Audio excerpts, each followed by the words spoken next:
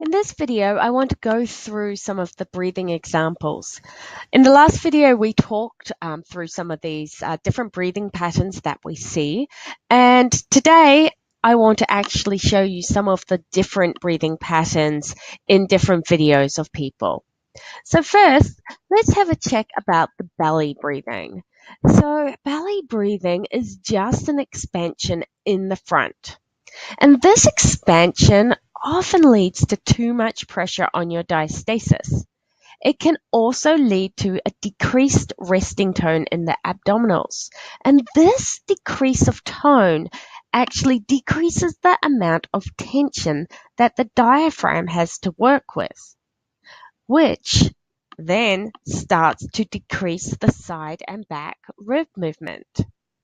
So belly breathing becomes the path of least resistance. And the more that this is done, the weaker your abs get.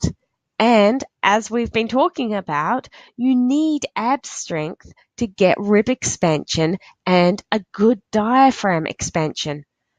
It can also cause rib flaring. So rib flaring is the widening of the ribs either outwards or it can actually be front flaring. And the diaphragm needs this tension to work properly. So if you have that front rib flare and not enough abdominal tension, it can decrease the effectiveness of the diaphragm. And that's what we've been talking about. So let's have a quick look of somebody who's doing some belly breathing. Okay, so in this video, you can see all the expansion is coming out in the front. Watch your ribs. They come up and flare out when she does the inhale. See the movement there, and then all the movement in the belly. Okay, so there's no expansion to the sides, and at a guess, there's no back expansion either. Now, I want to look at this person again after she started thinking about letting less air into the front and getting a little bit more rib expansion. Okay, so this video was a few days later after she was working it. You can still see that she flares her ribs up a little bit as she does the inhale, but there is a lot less that's happening in the belly in this inhale. Still a little bit, which is perfectly normal, but much less than what she was doing before. And we're starting to get a little bit of rib movement coming through. Still a lot more work to do, but you can even see just by thinking about it the difference that that's having. Okay, so now let's have a think about the shallow breathing. So we talked about that water pump example where the rib cage just shifts up and down and you get a lot more shoulder movement. So often if you are in a shallow breathing pattern, you'll feel like you have a lot of neck and shoulder tension. And that's because they're doing some of that movement. They're moving the diaphragm up and down. And when you're looking in the mirror and you're wondering about whether you're doing a shallow movement pattern, you can often just watch your collarbone and you'll see them move up and down when you're breathing. So this isn't a good way to breathe because it causes a lot of issues with the cervical spine, so that upper back area and your neck. And it's often associated with stress. And that stress can also put your body into that fight or flight mentality as well, which causes you to retain fat. It causes your hip flexors to tighten. So there's a lot of reasons to try and work through getting into this deep breathing pattern where your whole body can learn to relax as well. So let's have a quick watch of a shallow breathing pattern. Okay, so this is me doing a shallow breathing pattern. What I want you to watch is what happens with my ribs and what happens with my shoulders. So you can see they're going up. My collarbone here is going up and down. My rib cage is going up and down. I am still getting a little bit of movement out to the side, but not as much. And let's have a look at what happens with my back.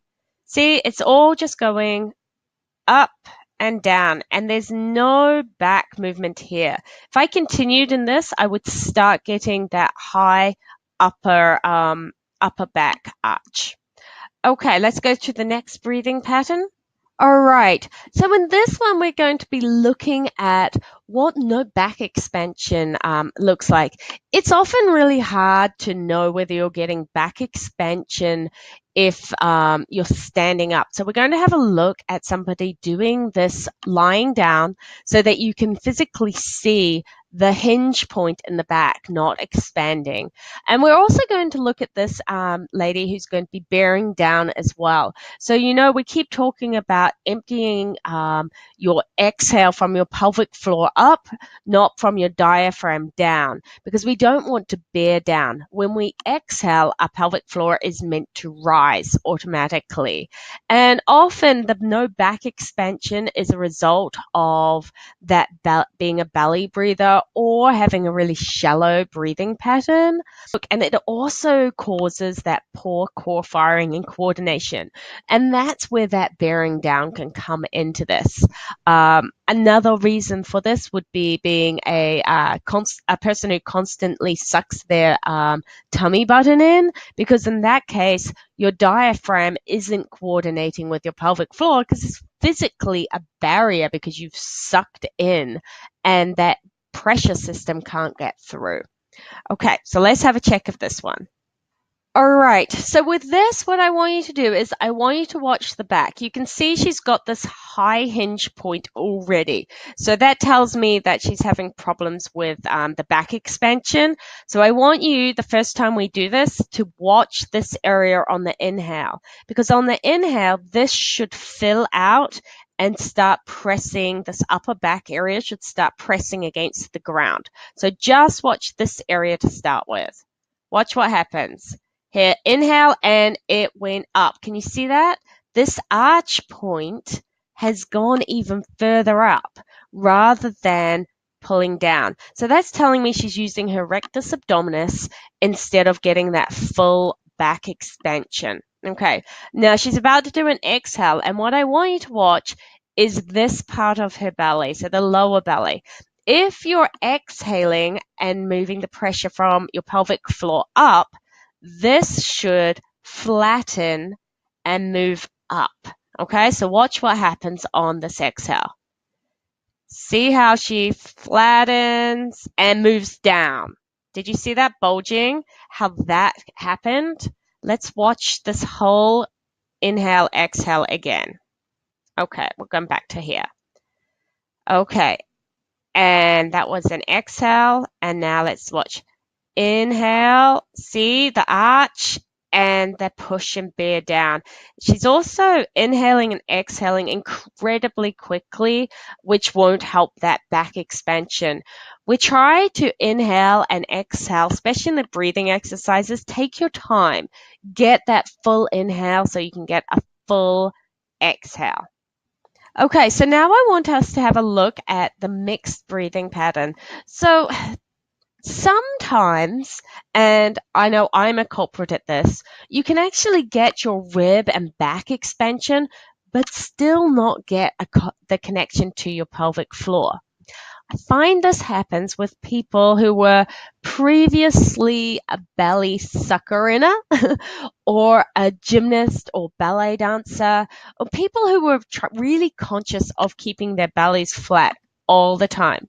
So for myself, I remember being taught as a ballet dancer to breathe with my ribs. So learn to breathe with that expansion of my ribs so that my belly could stay flat the whole time.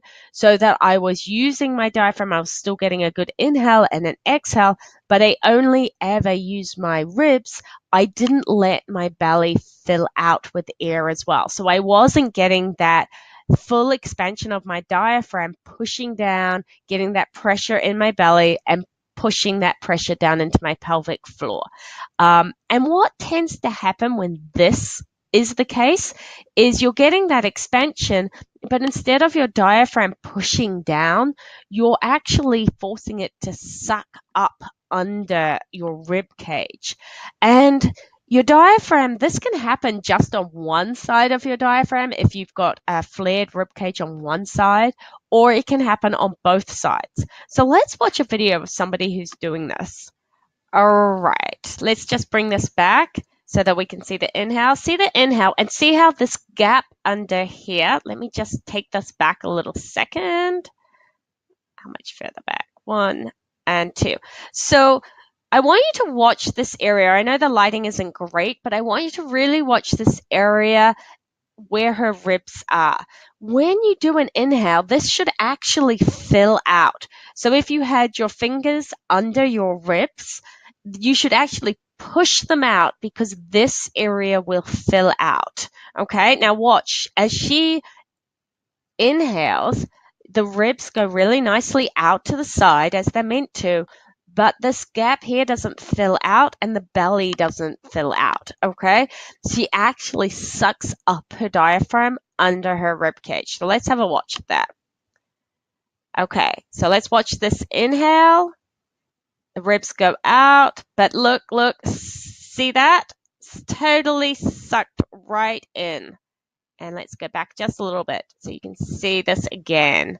Okay, so watch the shadowing here. In, see the shadowing, and then it's all coming back down. Okay, she's still getting a little bit of shoulder movement as well, and that's because she's not getting that full expansion down with the diaphragm. The diaphragm's kind of being blocked because she's not allowing her belly to expand, which means it's being sucked up, and because it doesn't have that ability to let the air come all the way down, the shoulders are moving up to have enough room for the air that's coming in. Okay, so let's just have a little look at that once more so you understand what's happening there. So the inhale, the ribs are going out to the side, but look, it's sucking in, and shoulders are going up and down. So it's kind of a combination of both the shallow breathing pattern because she's not allowing the air to come all the way down to the pelvic floor, even though she's getting that rib expansion to the side. So if we look at the side on, you'll see a little bit of rib flaring with this. And there we go. And you can see the movement. So that shallow breathing pattern there. And then this wouldn't be a great video without showing you how to get that full 360-degree expansion breath. So when your ribs and back are tight, it can be really difficult to get this full expansion breath. So tomorrow we're going to start with some exercises to get our ribs moving, and then the next day we're going to start with some back expansion breathing exercises so that we can learn to get this full expansion. But what I want to do is I want you to take you through some simple steps as you're breathing so that you can practice getting that diaphragm expansion down, your ribs moving all 360 degrees, as well as your belly filling. All right, so let's have a look at a full 360-degree expansion. So I'm going to come up so that you can see here. And if we put our hands on our ribs, we're going to get the outwards motion. You'll see the belly comes out. Everything here comes out, the side comes out, and we don't get too much of this upward motion. So from here, it goes out and back in. And from the side, we can see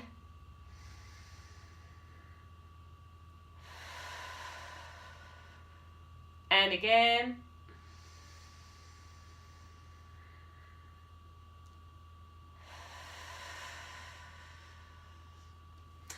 All right, so let's go through a couple of steps to get that to happen. So I want you to lie down on your back. I want you to take your fingertips and I want you to put them in your rib cage, just in here like this, okay? So stick them in. And now on the first inhale that you do, I want you to try and push them out, because that means that your diaphragm's coming down and you're getting them out. So let's Do a nice big inhale and try and push our fingertips out. Excellent. Okay, this time I want your fingertips to stay in there, but I want your thumbs to come down on your side of your ribs. And this time we're going to try and bring our fingertips out and our thumbs coming out as well. So let's do another inhale like that. And inhale.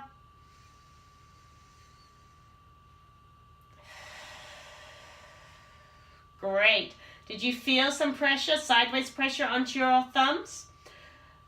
The third time we're going to do this inhale, I want you to start to feel some downward pressure sort of around your bra strap line in this area going down. I don't want you to force it down with a pelvic tilt, so we should have no movement here. It's all just getting that hinge to flatten against the ground, okay? So fingers in, thumb there, and we're now going to feel it against the ground too. And let's go.